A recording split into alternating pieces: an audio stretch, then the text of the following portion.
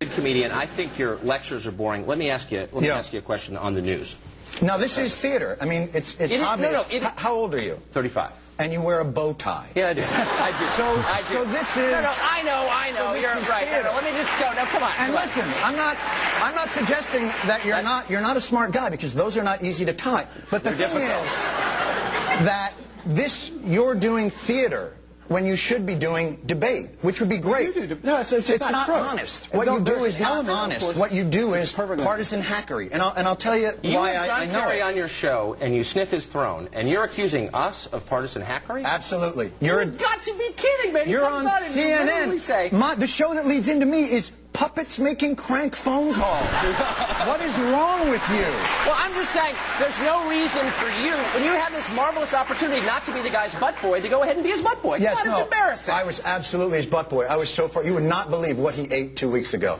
You know, the interesting thing that I have is you have a responsibility to the public discourse, and you fail miserably. School, I think. You need to go to one. The thing that I want to say is, when you have people on for just knee-jerk, reactionary talk... Wait, I thought you were going to be funny. Come on, be funny. No, I'm not going to be your monkey. Go ahead. I watch your show every day, and it kills me. I can tell you love it. It's so painful to watch.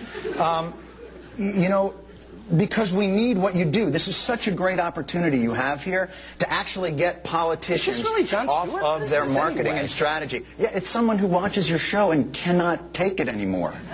I just can't. What's it like to have dinner with you? It must be excruciating. Do you lecture people like this? Or do you come over to their house and sit and lecture them and, they're not doing the right thing, that they're missing their opportunities, evading their responsibilities? If I think they are. Look, I wouldn't want to eat with you, man. That's horrible. I know, and you won't. But the thing I want to get to... We did promise naked pictures of the Supreme Court. Yeah, we did. No. Let's get to those. Why can't we just talk? Please, I beg of you guys. I think you watch too much Crossfire. We're going to take a quick break. No. Look, no, hold on. Please. We've got commercials. Please. Next. If any of you are sick and tired of Tucker Carlson's shtick, his every night fanning the flames of dissent in this country, fanning the flames of racism and conservative conspiracy theories. If any of you are as tired of that as I am, this was cathartic for you. It was amazing to see Jon Stewart from The Daily Show, formerly The Daily Show, prior to Trevor Noah, really do to Tucker Carlson the only thing that he should ever have done to him, which is completely eviscerate him and embarrass him publicly. Tucker Carlson is a failed experiment. Over and over again. He was at CNN. He couldn't cut it there. He was at another network. He couldn't cut it there.